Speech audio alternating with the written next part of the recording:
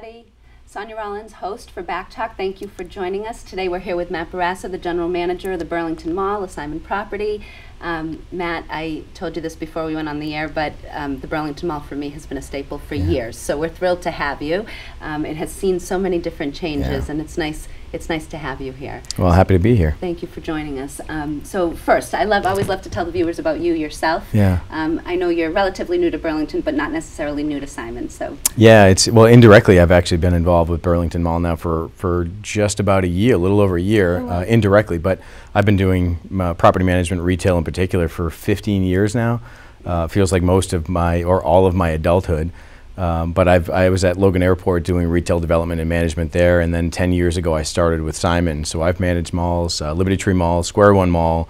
Then I moved, well actually before Square One I moved to Seattle, managed Northgate Mall out in Seattle, and moved back to Square One Mall, then to Copley Place in Boston. Oh, you've seen it all. I've seen it all. And then I was promoted to Regional Director of Operations, so I oversaw all of New England last year. Yeah.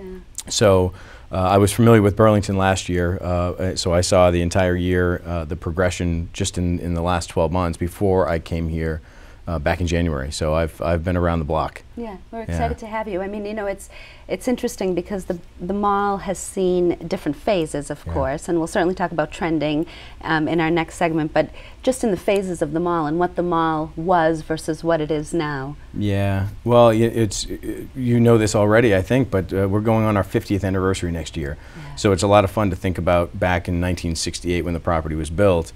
It was a single level mall. 1988, I think it was, we built a second level on the mall.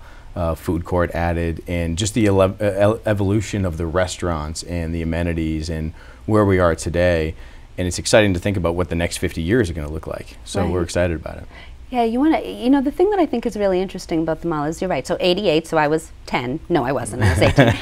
But I was 18, and but I said this to you before too, is I vividly remember that entrance of them switching over from, you know, what was just a single level. Yeah. At the time it was what, Sears and Filene's and Macy's was Jordan Marsh. Jordan Marsh, that's right. And then they built the second floor, and that seemed like something that was unbelievable. Yeah. But really, the mall carries so much because it's not just necessarily you know, what they put in there, but the amenities that are there and around it. Right, yeah. Well, and first and foremost, it's restaurants. Yeah. And Burlington's known for their restaurants, but we like to think, you know, with the variety we have between cheesecake and Uno's and legal seafoods, and then, you know, Besitos and the future edition of Friendly Toast, which we just got approval for. We're excited about that. Yes. But then, you know, inside we've got your typical amenities. You see a lot of them, they're pretty standard nowadays. They're soft seating areas, but we've added charging stations there so people can spend a little while longer charging their phones.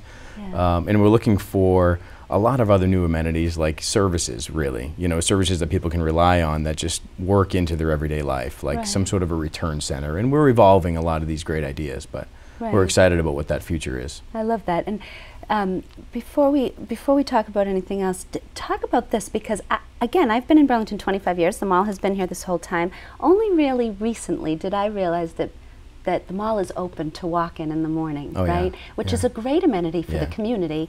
And I'm not sure that, I think a lot of people know because there are a lot of people in there, but you can walk the mall in the morning. The doors open at what time? They open at 7 o'clock in the morning. I think some people can get in there a little sooner. Depends on who you are. Right. People are in there, and it's just a great way to, you know, it's 365 days a year for the most part, minus maybe Christmas and Easter, but they're exercising in a climate-controlled area.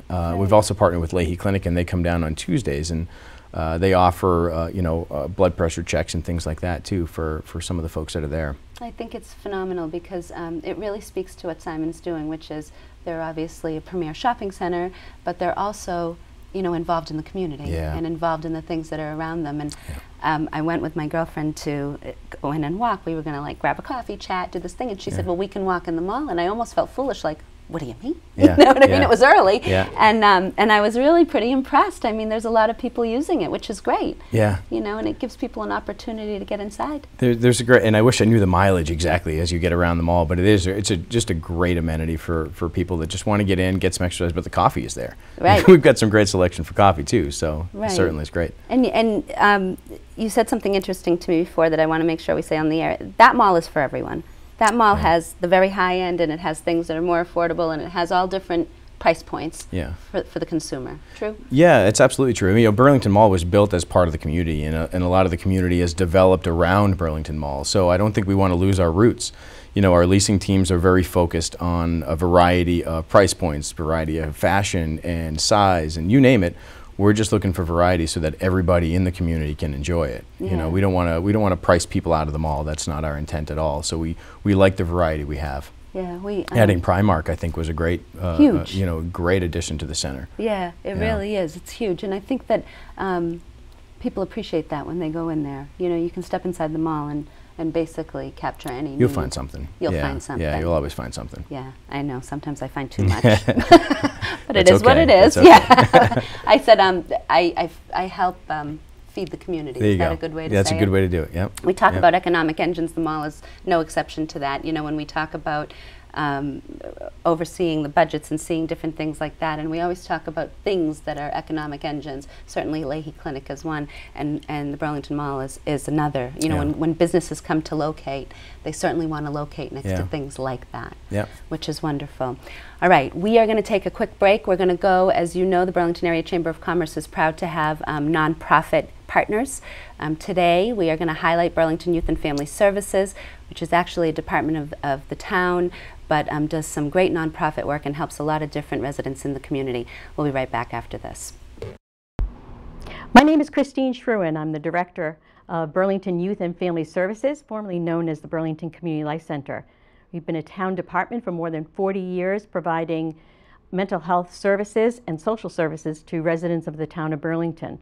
The counseling services we provide are for families who are raising adolescents and young adults between the ages of 9 and 25. The social services that we offer are for any residents within the town. We connect them with resources that are on the local, state, and federal level. We also have an extensive group program. Most people know about our NIPM program, National Youth Project, using mini bikes. We work with middle school kids. We also offer a Fit Girls program for 4th and 5th grade girls and a parenting group. It's one of the many nonprofits that the Chamber is proud to be partners with. Look for the Black Tie Affair that's coming up again in January of 2018. We are proud to support our local nonprofits. I am here with Matt, who's our general manager of the Burlington Mall. And one more thing I wanted to talk about, and then we'll start talking about trending. Maybe people who take the Burlington Mall for granted, and I use that term loosely, that it's our mall, it's the mall we've always had. Demographically, it's one of the strongest properties. Is that a good statement? Is that's more than a fair statement. Okay. Yeah, we're proud of our kind of, I guess, stature in the community and in the market, and we're fortunate to be in the position that we're in. It's certainly a challenging market, but we're certainly sitting on top of it too. That's fantastic. So talk to me about trending. What has happened in the shopper? The shopper from 10 years ago versus the shopper now with different internet options and different things like that. What does shopping look like now, or what does the mall see as the trending of shoppers? It's funny when you really start to dig in and you add context into what the shopper is. They haven't changed all that much. The shopper is savvy.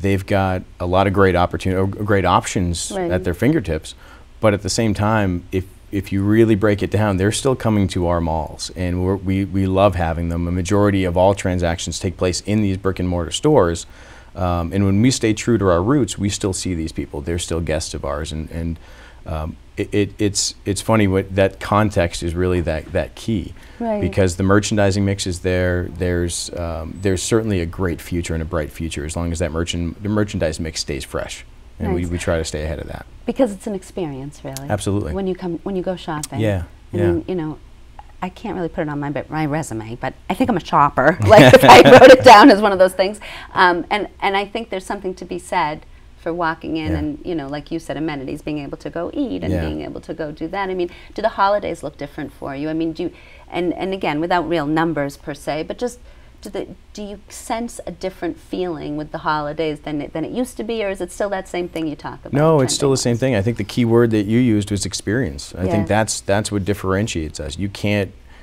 mimic that experience online. You can't, and we cherish that. Our Black Fridays, they're long days for us, but we love them. We provide a lot of great experience. Yeah. And that's Monday through Friday, Saturday, Sunday, you name it. We've got what competition doesn't have. Yeah, and the idea of anchor stores, yeah, and the idea of anchor restaurants, is that, you know, what I find is some of the boutiques have just as much to offer. Do you find that that is any different? That what the what an anchor store means to a mall as much as it used to? Or? Yeah, I think the definition's still the same. I think the anchor store is really what drives traffic to your center, right? So when you really break it down, our restaurants are a great driver. So I think, you know, when you use the term anchor, in a sense, I think we've seen it in publications, but the restaurants are somewhat the new anchors. But really, it's our department stores, our retailers. If the retailers are, you know, providing a very unique experience and an identity for themselves, they're successful, and we see it in their sales and their success. I'll tell you, one of the best kept secrets in the mall, to me, is the blue stove inside Nordstrom's. You know, because people. It's just a great little restaurant, and it sits right inside, you know, right inside such a phenomenal store. So it's nice. You know? It is nice. I mean, I think if people go into the mall, they have a lot to choose from. They do. Yeah. Let's talk about the Friendly Toast for a minute, because that's exciting. Yes, it is. We're breakfast people, right? So Burlington lacks many breakfast spots. I mean, they certainly have a few, but that's a nice addition. It's great. It's a great addition, and it keeps to our roots too, where we want to stay local. We want to add to the community feel of our centers, and adding the Friendly Toast is it's great. So they do a great breakfast. I don't know if you've seen their breakfast. They're massive plates of food. Really just homey food, really good food. Right. But that's only a third of their business. A third is still lunch, and a third is still dinner. So we're excited to get them into the building, and right across from the new hotel, which is wonderful. So we're excited. I think it's a good fit. Yeah, there's a lot going on Mall Road. There really is. So you'll help with the amenities of the companies, and the companies are helping because it helps, you know, all of the different restaurants and stores in the area. Burlington's lucky that way. Yes. I will say that it has changed for me, you know, for a resident of the town or for someone who's going shopping. Every time I go in the mall, I feel like there's something new, which is good. I mean, you know, that's the goal. You know, no matter how many times you go in there, you're thinking, oh, you know, that's great. And the carts in the center, they always kind of they evolve as well. Yeah, they really do. Going back to community for 1 second, the mall is really great because you always partner up with different nonprofits during the holiday season. And they do the wrapping centers, and they do things like that. Simon is very dedicated to doing things like that. You know, we commend you on that. But that happens across the country, yes? Is that a philosophy of Simon's? Yeah, we're a big company. We take a lot of pride on being, you know, the best in our industry. And we operate as a big company where there's a lot of efficiencies. But realistically, and I've managed a lot of centers, when you're the GM of the center, when you're part of that management team, you're part of the community. And those are your roots. So you put your roots into those communities, and you do what you can to, you know, to help the businesses around you, the government officials around you, and, you know, obviously the citizens too. And those are your customers. Absolutely. All right. So we are going to take a break again. We'll be back in a little bit. You are going to see the chamber events. Chamber events are coming up, so take a quick peek at that. And then Katie and I got the great pleasure of going to Lindana's. So our foodie segment tonight is, or today rather, is Lindana's. Have you been? I have been. Phenomenal. Yeah, it is good. And we got some really great shots there, and a lot of great secrets. And Ho Shang was wonderful to answer some questions for us. So we'll be right back after our foodie segment. Thank you.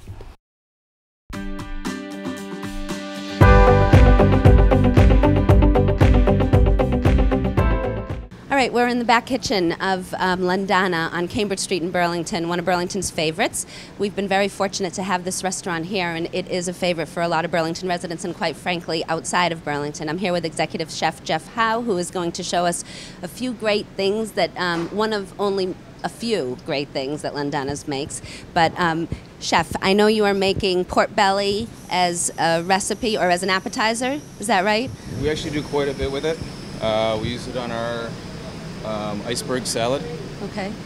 We use it with our game hen as bacon, and we just serve it simply as an appetizer. Okay, now I know you were telling me before that you put the rub on it, correct? So I actually have a spice rub here. We mix up ahead of time, and then I rub the bellies for about a week. A week. I let them sit for about a week. Right. And then that way, so you're really always a week ahead with the meat that's going in. And let me ask you while you're rubbing, because this is always interesting to me. If you were going to pick something to eat here, what's your favorite thing? I love pork belly. You love pork belly. That's why we're seeing it, right? How we yeah. picked this one, yeah. Yeah. Our steaks and our grill is pretty much the showcase of the restaurant. Yeah. So anything that goes on the grill, or our pastas too, are all fresh, homemade pastas and stuff. Right, right. So technically, Lindana's is considered.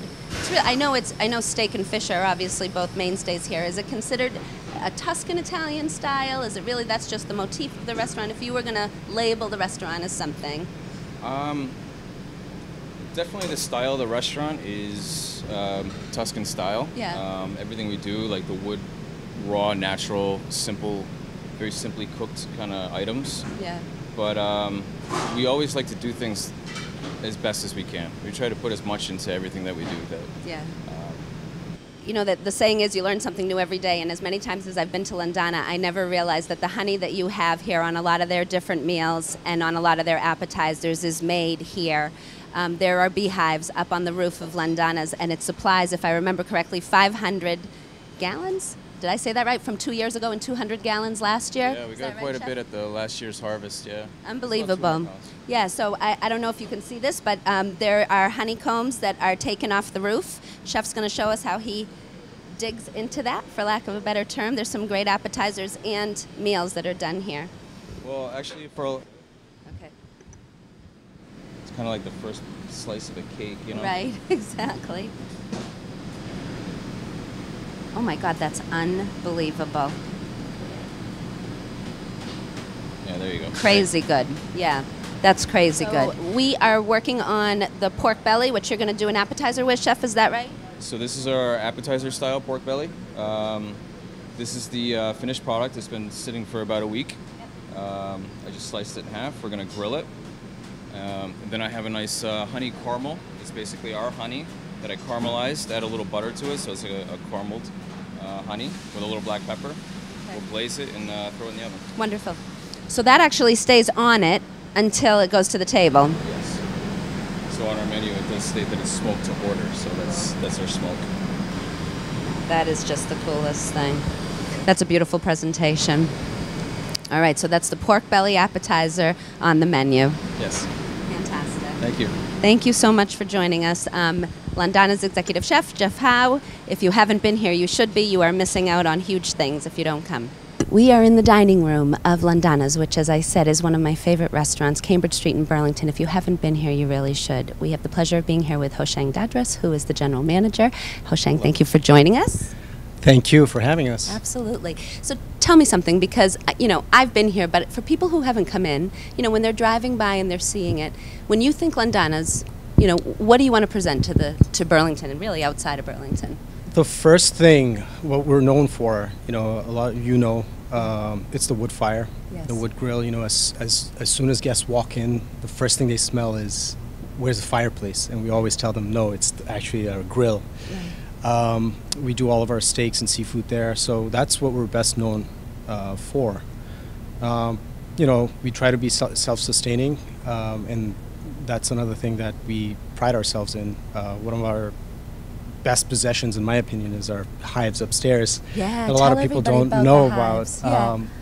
It started off with our company engineer, Andres Morelos, who has been a beekeeper for over 20 years. And once he started with our company, he saw an opportunity on the roof, flat roof, a perfect space for it, and maybe we can show it to you guys later. Absolutely. He came up with the idea, and the owners loved it, so they decided to start with 2 hives. But it became such a good project for him that he kept adding every year. 2 years ago, we had our most successful harvest of about 500 pounds of honey, which we use on everything. And you guys saw the ricotta, yeah. you saw the pork belly, and chef comes up with some really good specials in the summer and fall with it. And we have some cocktails that have the honey with it as well. It's really very unique, because I don't think if you came into a restaurant like this, you'd never imagine that there's bees above your head. I'll say exactly. Beef is above your head. So Monday nights, $1 Oyster. I should say that for everybody who's watching. If you haven't been here, it's at the bar. Lindana's opens at 5 o'clock at the bar, and on Monday nights it's $1 Oyster night. But it's gained momentum. It has actually. A year and a half ago, February of 2020, 2016, we started doing the dollar oysters. Just a way for us to, Mondays are horrible days anyways to begin with. Everyone hates Mondays. Yeah. So it's a little bit of a token for people to come out, an incentive to enjoy a drink or two and enjoy oysters. We never thought it would be that successful. I was taken aback by it, week after week. The staff's loving it now, and it drives in different crowds that just love oysters. If you're an oyster fan, I personally am. Yes, me too. And that's part of the reason I pushed for it. But it's the same oysters that we serve on the menu the rest of the week. We have our own fishmonger, so they bring it fresh every day. So it's been very successful, and we try to keep it a little bit, fresh, but it usually is the New England oysters. Absolutely. It's from, Standish, Pemaquid, and how many oysters on a Monday night? Roughly? We've done about 600 oysters. And I've eaten 500. No. You know what I find really intriguing about the oyster night is it allows people an opportunity maybe to come into the restaurant on a more relaxed basis. They're coming into the bar area, which is beautiful here. Yeah. And I think that's almost like the best kept secret. I almost hate to tell people, but I will for you. It's the best kept secret of Burlington, that dollar oyster night allows you an opportunity to be at the bar, to enjoy the oysters, to enjoy great drinks. You have some of the best staff around, quite frankly. So they, between the warmth that you feel from people who are serving you and then the food that's being served, it's fantastic. Yeah. They can have a full dinner there as well, correct? Yes. We also have a bar menu that we offer small, finger foods, I would say, that people take advantage of. But for the most part, like you said, not everyone wants to go for a fine dining, full-on service. So it's good to have options like that at the bar, in the patio, in the summertime, where you can just go and unwind, and you don't have to worry about 3-course meal or a nice bottle of wine. You just want to go in, quick martini, some oysters, and some, obviously, maybe a bar fonduta, which is my personal favorite. Fonduta, that's a good one, yeah. So I don't want to forget to tell people that you are available for private functions as well. I think if you come in and see the restaurant the way it's set up, you maybe wouldn't think that you're available to do private functions, but you hold weddings, hair showers. Yes, so we, the way this restaurant was set up, we specialize in private events and weddings. This year alone we have about 16 weddings. Basically, we close for a la carte service. We do a whole function. Yeah. We do bar mitzvahs, corporate events. Our private dining room itself seats about 70 guests. So it's we are well equipped to transform the entire building into whatever the bride and groom want, or the occasion asks for. Yeah. So it's a very versatile restaurant in a sense. Right. You can change it to whatever you'd like, or whatever your vision is for the night. Talk to me about your pastry chef, Suzanne. Is she our Ciambella girl? She is. Okay. Yes. So tell me about her, because she comes in. I'm glad you brought her up. Yes. Yeah. Every summer she does honey gelato from our honeybees, and that is I've never had any gelato better than that. It's there's no extra sugar. It's all honey. Yeah. But what she does is incredible. And add to that the Ciambella, which is a crowd pleaser. I've had a few of those too. It's awesome. It is awesome.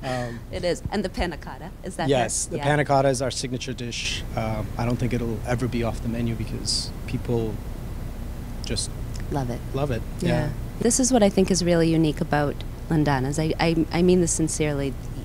Everything is done here, right? Yes. So everything is made here. So when you're here, you really feel like it's been made for you. Yes. And you might come in another time and something else is there that you've always liked, and it's back, or it's made for you again. I mean, it really, you get that sense that the meal was made specifically for you. Exactly. Yeah, we have certain guests that call in the summer. They ask for our cauliflower.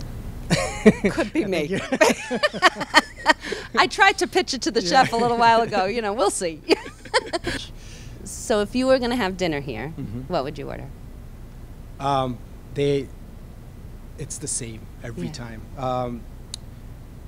I am a pasta person. Like, even though we're known for our steaks, but we also make our homemade pasta. So everything is fresh. To start with, definitely oysters. Yeah. I love our tuna tartare. Then I just jump right into a half pasta, maybe. Yeah. Rigatoni bolognese, which is our signature dish. And then maybe a side of broccoli rabe. Nice. And for dessert, obviously, either the crostata or the panna cotta. Beautiful. Yeah. As I said earlier, if I worked here, I'd be 700 pounds. So luckily, I just come once a week, maybe twice sometimes, but it's all good. All right. We are with Hosheng Dadras from Lindana's. It's on Cambridge Street in Burlington. If you have not been here, you are absolutely missing out, and you should come. Opens at 5 every day. Bar opens at 5. Bar opens at 5. Dining room at 5:30. Casual for the bar if you just want to come and get a quick thing, or if you are looking to do a really special dinner, this is your place. For Back Talk, I'm Sonia Rollins. Thank you. Thank you. All right. All right. So, Lindana's. If you haven't been there, you should go. It is such a pleasure to be there. Thank you again to Hosheng and the staff. They are, quite frankly, as good as they get. So if you have not been there recently, please go. And I am told that since you're in the summer season, you are going to get to try the honey that is made on their roof into honey gelato. That sounds great? awesome. Yeah. I'm almost hungry now. Right. So. What time is it? I know, exactly. We're ready to go. Listen, thank you so much, Matt Bourassa, General Manager of the Burlington Mall. We are excited at the things that are coming there. Please come and join us again and keep us posted. Thanks for having me. Thank Appreciate you. it. All right. For Back Talk, I'm Sonia Rollins. Thank you.